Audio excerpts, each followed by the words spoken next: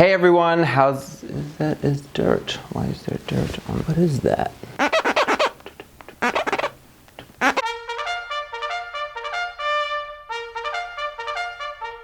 Hey everyone, how's it going? Assalamu alaikum, peace be upon you. Hope you're all having a good day. This is a new thing that I'm trying out as a part of my channel, as a lot of people that know me can attest to. I read a lot, and even though over the past year I found it more difficult to find more time to read, I've decided that this year I will set myself a reading schedule. That was my aim for last year, but I didn't really reach that.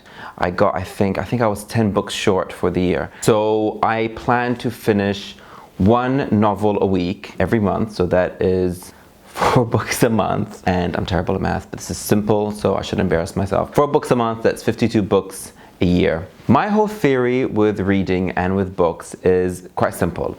If it's a good book, you can't help but read it really fast. I love reading a book that I just can't put down, that I'll be up late just wanting to read another chapter to find out what happened. So I'm not too concerned with rushing through books just to meet my quota of reading for the month, because I think if I pick good books, then I should be okay. Today is January the 31st. I have just come back home from a birthday dinner of a friend of mine, and I wanted to do this video at the end of each month to tell you guys the 4 books that I've read and to recommend them to you, or to maybe have some, I don't know, constructive criticism about them if you're curious whether to read them or not. I know like professional book reviewers online, like booktubers, have specific jargon for reviews and a book haul, which I'm not really sure what a book haul is. But I buy books all the time. I'm always buying novels from all different kinds of genres, either books that have been recommended to me by friends, or books that I read about, or books by my favorite authors. Doesn't mean I'm going to read them straight away. I just want to have them in my collection. Then when the mood strikes me, I will read whatever book I feel is appropriate for the time. So without further ado, I wanted to give you guys the rundown of the last 4 books I read this month. Initially thought they were all very different, but then when I was preparing for this vlog, I realized that there is a common theme throughout the 4. I don't know why, it's actually quite bizarre. So the first book that I read this year, 2017, was this one. It is called A Game of Hide and Seek by Elizabeth Taylor. Now, this is not Elizabeth Taylor, the actress.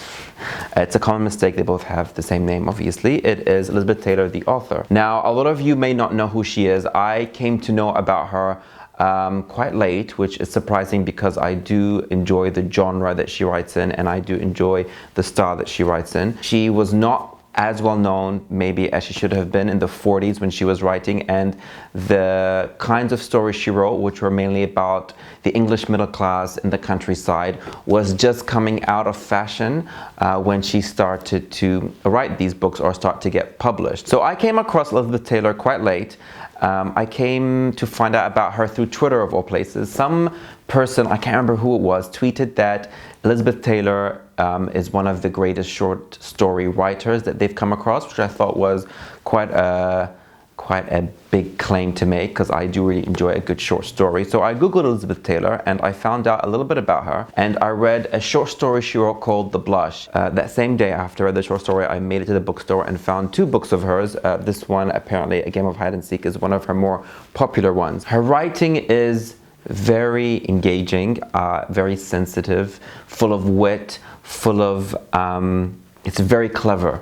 And she has a very interesting way to reveal character. So the story is basically about the main character, Harriet, who is kind of like a shy, silent, I found her quite a sad character, who falls in love with her family friend Vesey, and they spend a lot of time together in the countryside the summer before the Second World War. Vesey comes off as very intelligent, very witty, a little bit arrogant, a little bit disjointed from everyone. They fall in love. At first you kind of, I don't know, Vesey's a bit strange, but they fall in love. He goes off to Oxford to study English and then goes to war, and she doesn't hear from him or see from him, and she's kind of pining for him, and she ends up getting married, having a child, and she doesn't see him again until 15 years later, where he returns to her life, and then things kind of start up from there. I wouldn't say it's so much a love story as it is a study of characters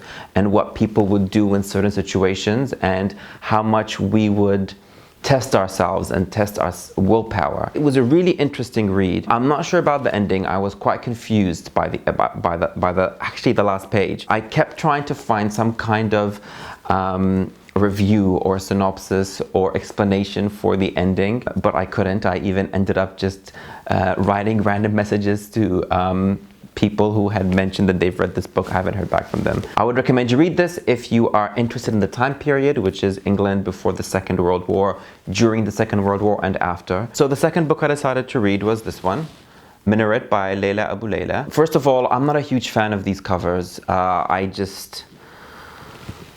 don't know what to say. When I go into a bookstore and I see any book about the Middle East, has this cliched image of a woman in a headscarf, or a woman who has these dark, mysterious, sultry eyes looking out at you, I think it's really just, we need to move on. And I really think that covers like this don't really say anything about what's happening inside.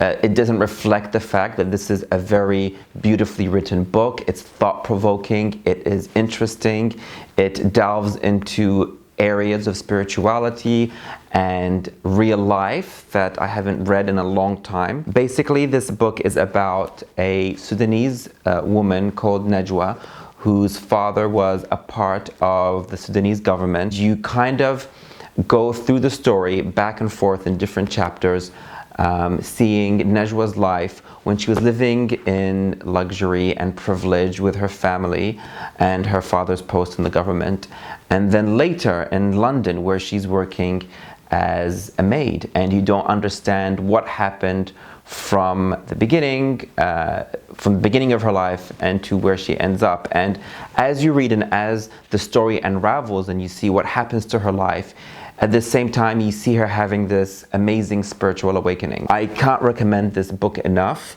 to anyone. I think it's such a, like I said, a very beautifully written book. Now, the third book I read was one I really loved, and it's called The Improbability of Love by Hannah Rothschild, and I was literally obsessed from the first sentence to the very last. It's a thick book, small print as well, but it was worth it. It was worth staying up late at night to read the next chapter, reading it on the way to work, reading it everywhere that I could. I was taking this out with me because I literally couldn't put it down.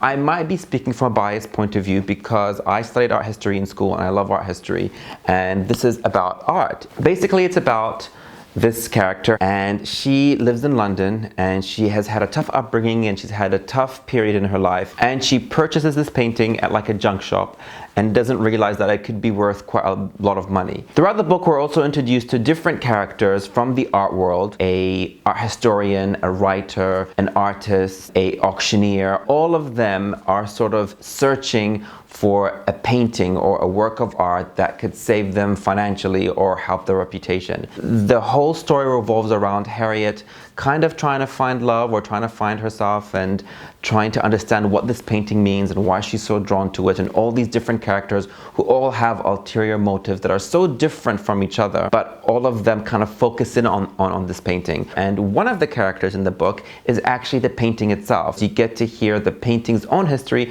from the painting itself, all the different famous characters that have owned it, all the patrons that it's come across, all the other paintings that it's seen. The author, Hannah Rothschild. Now, she has written another book, a non-fiction autobiography, which is also very good, but she is very involved in the art world. She's from the Rothschild family, who have been patrons of the arts for a long time, who are very involved in the art world. She is the, I always forget this, she is the chair of the National Gallery, a trustee of the Tate Gallery and Waddesdon Manor, and a vice president of the Hay Literary Festival.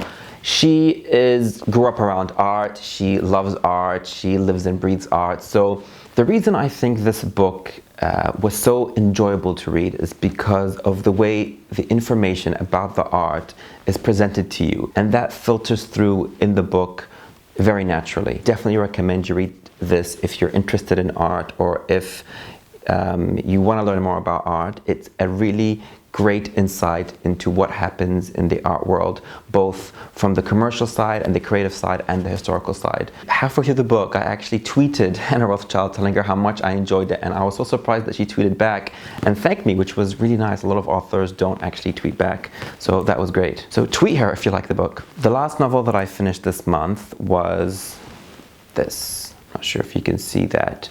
It's called The Spy by Paulo Coelho.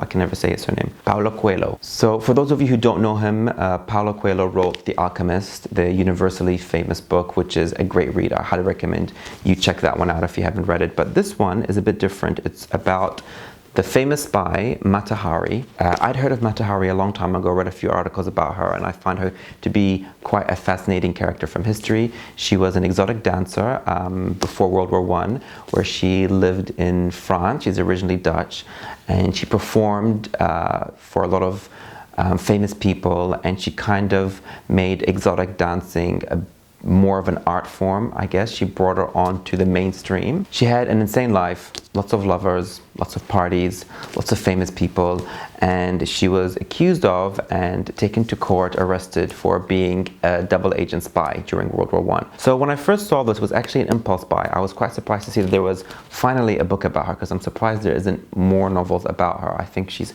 quite a fascinating character from history. It's not very long.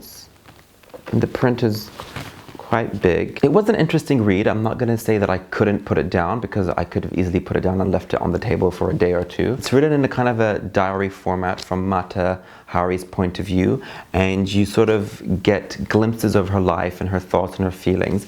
But what frustrated me was, because I'm quite a curious person, we never really get much information about why she does things and how she does them, and you know, the specifics.